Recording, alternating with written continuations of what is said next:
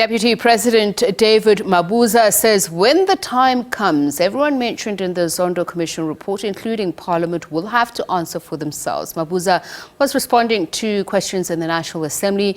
The Deputy President was asked whether or not he, as the leader of government business, will enforce any sanctions the National Assembly may impose on implicated members of the Executive. Mabuza says members of the Executive have a constitutional duty to avail themselves to Parliament. When asked about the status of the Zondo Commission findings, Mabuza said he, as Deputy President, does not have constitutional powers to enforce sanctions. However, President Cyril Ramaphosa does. Of course, there are certain recommendations that are about the National Assembly itself, but yourself. You must also explain yourself how you want to deal with this, these recommendations. So, all of us, one day, we are going to explain ourselves. And that time will come. It's not only for the President to explain himself, we must also explain ourselves how best we are going to handle this recommendation. He assured MPs of the full commitment of the President in processing the findings of the report. Democratic Alliance Chief Whip, Siviwe Gwagube, noted the Deputy President's commitment, but she raised concerns regarding uncertainty about the status of the report. The President asserts that none of the findings of this Judicial Commission are in fact binding to government, a sentiment which seems to have extended to Parliament, judging by the presiding officer's reluctance to act speedily against those who have been implicated in the report.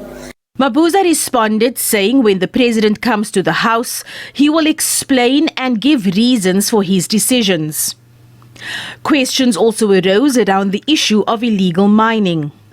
The problem of illegal mining has grown to the point where it is a major source of concern, not only for the government, but also for the mining industry and the communities that are located close to these illegal mining operations.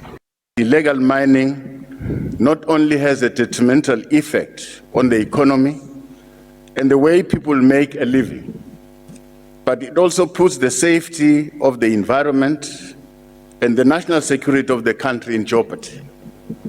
He says mining is the backbone of the South African economy and that government is concerned about the pace at which illegal mining is growing. Since 2019, the SAP's special unit tasked with dealing with illegal miners has arrested more than 4,600 suspects. Abra Barbia, SABC News, Parliament. The Deputy President was also asked about the electricity crisis at Eskom, whether the unbundling of Eskom into 3 entities is tantamount to privatization.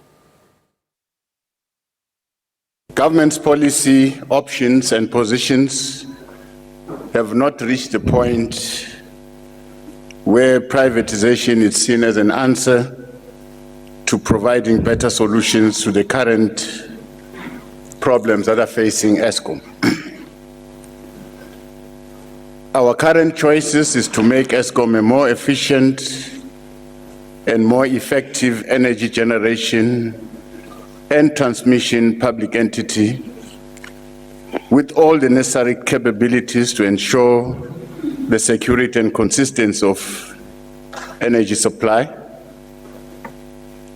in the interest of our economy and human development in general.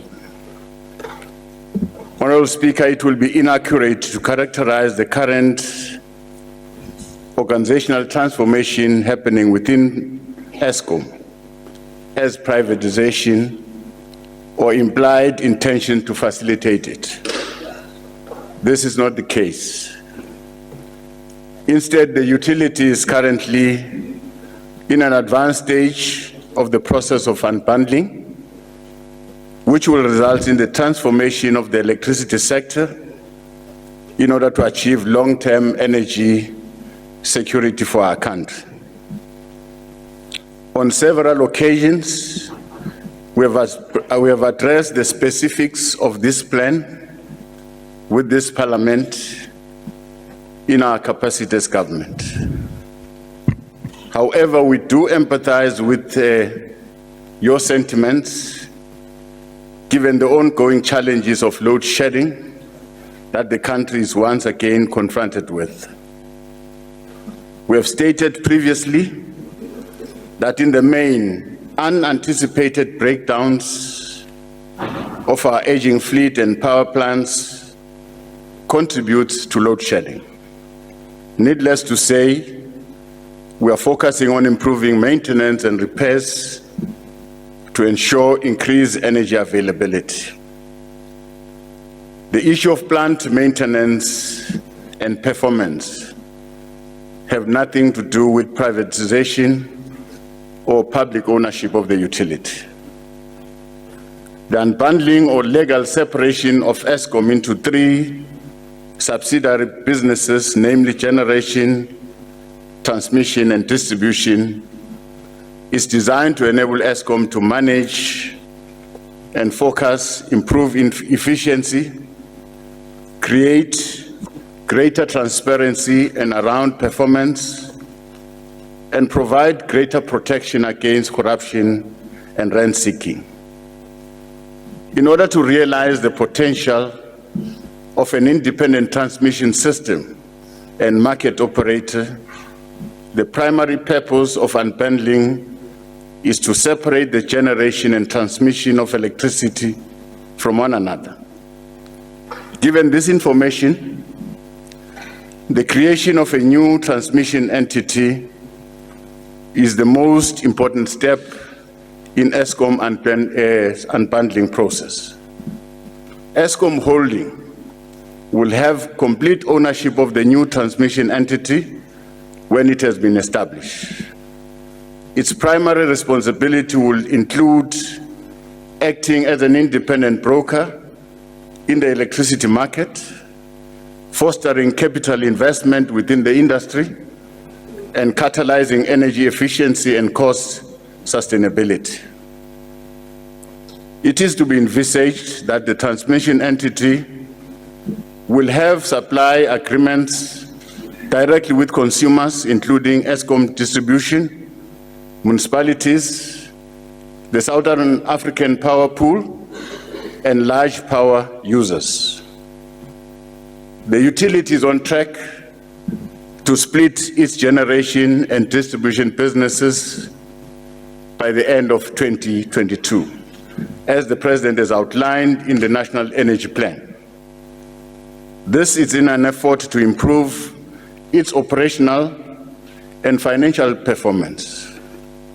This will also fulfill the needs of the National Energy Plan to drive the economy, stimulate reindustrialization efforts, and ensure security of electricity supply to households. Therefore, privatizing Eskom is not the answer. We should continue to focus on getting Eskom back into optimal performance by ensuring that the entity has sound governance structure in place and that the required skills levels are met at the power plant level. Honorable Speaker, we should take this opportunity to reassure every South African that we'll continue to work hard to ensure that they have access to reliable electricity so that they can realize their needs and the developmental hopes and dreams that we have set ourselves as a nation. Independent energy analyst Clyde Madison joins us now to speak about not only the ongoing blackouts but other challenges faced by the state utility. A very good evening to you and thank you so much for speaking to us, Clyde. Let's perhaps first stay with that issue about, I don't know if it's actually the legal definition or the understanding, industry understanding of what exactly is going on in Eskom. So the unbundling as it's been described, so is this a hybrid or incentive-based regulatory scheme that could amount to privatization? The Deputy President clearly stating that it's a reform that will keep Eskom as a public entity. Well, first of all, my guess is in about 15 years' time, we'll be all renewable energy and storage, and we'll need about 3 times as much electricity as we currently use, because our transport sectors, many of our industrial sectors and other sectors will have switched from fossil fuels to using electricity. So we will need, if you like, 3 Escoms, which is a frightening thought, but just bear with me for a second. So with this unbundling, it would allow Eskom to own the grid, the transmission grid, as the minister said, or the deputy president said. But we would have an Eskom and another equivalent of 2 Escoms, and whether those were all private sector or another mixture of Eskom and private sector is not really an issue. So that's where we're heading to in the future. The problem is that we have a massive problem right at the moment, and we've vacillated for too long. And so we're looking at these structural things. We have hopes and dreams for the future, and yet we're in the present now, and it's looking very, very bleak at the moment, I'm afraid.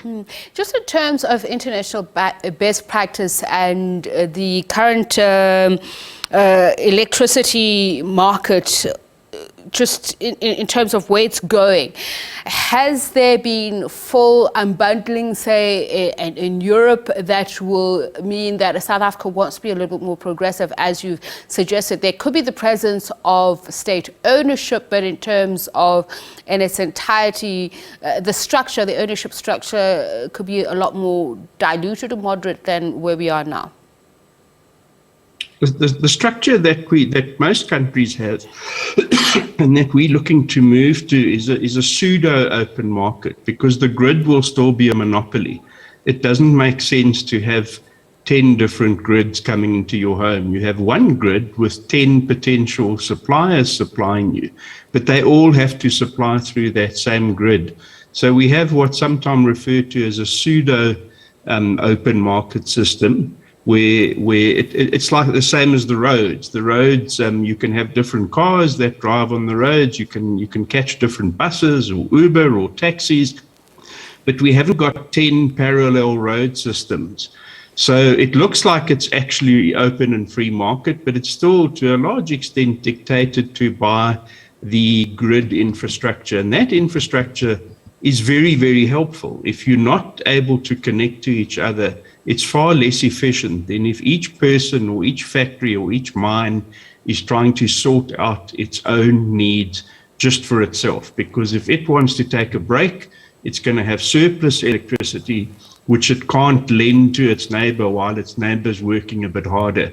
So electricity grids are natural monopolies, and we're moving towards a situation where you will be able to purchase electricity not only from Eskom as a generator, but from independent power producer generators, from municipalities who could be generators, and indeed you might even be able to buy it from your neighbor who becomes a prosumer and overbuilds a solar setup on his or her roof, and they've got surplus and they're able to sell it through the grid to you, for example.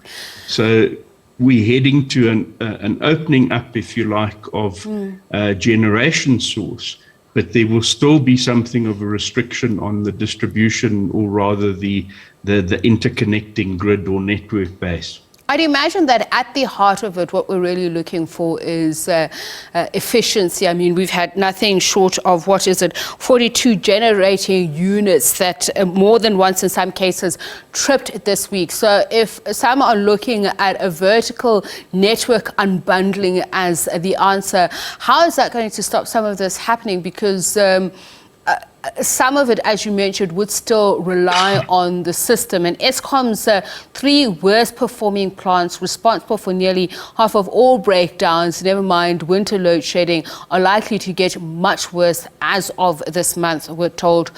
So what is the best next thing at the moment? Well, we need to break it into something slightly separate. So the roads in the country, let's pretend all the roads were perfect, no potholes, nice fresh white lines painted, traffic lights working. If that was all perfect, but the fleet of cars we were driving were all broken, it wouldn't matter how good the roads were, we would still have a problem with our mode of transport. And at the moment, the grid, the national transmission grid, is in pretty reasonable shape. The distribution grid, which is within the municipalities, is not in great shape. And the generation fleet is in terrible shape. So I want to just give you, I'm going to use a rugby analogy simply because we have 15 coal-fired power stations. If we had 11, I would have given you a soccer or a cricket analogy. So imagine we've got these 15 coal-fired power stations. All of them are old. They're all carrying injuries. So we're fielding a team of power stations where every single one of them is fielding some or other injury or multiple injuries. And then we say, okay, well, we can always go to the bench. Surely we can go to the bench and get some young, fresh substitutes in. And we turn our heads and look at our bench, and our substitute bench is empty because we've had a 7-year stalling in bringing in substitutes and putting them on the bench to allow those old players that are all carrying injuries to be able to come off the field and retire and to bring some fresh legs onto the field. So when you talk about the 42 units tripping, Eskom has about 100 units in their 15 power stations. And at any point in time, as many as 50 of those 100 are simply not working. They're not even on the field. So we've then got the 50 that are left are on the field for us. And of those 50, 40 of them are carrying injuries. And that's how desperate it is at the moment. You can't trip as a power station unless you're operating. And only about half of the power stations are operating at the moment. And when we look across at the substitute bench, there's nothing there. The bench is empty. And our water boys are having to work on the weekends to carry water up to replenish our pumped storage reserves in our water system. So I'm afraid the system's incredibly bleak at the moment. And what's required, in my opinion, because I'm sure the staff, the morale of the staff at Eskom must be at an all-time low, especially the maintenance staff, who are now having fingers pointed at them of doing shoddy work, etc. Okay. We need to find 100 people who each know the unit very, very well. And we need to bring them in and say, listen, guys, how much can we squeeze out of this old squad? And we will make sure that we put substitutes on the bench. So each year, you can take one of the players off the field and substitute it with a new, fresh, young player. Otherwise, we're going to end up fielding a team of 10 players, and we're going to lose the match, I'm afraid. Thank you so much for your time and insights. Clyde Madison is an energy expert. We're going to leave it there.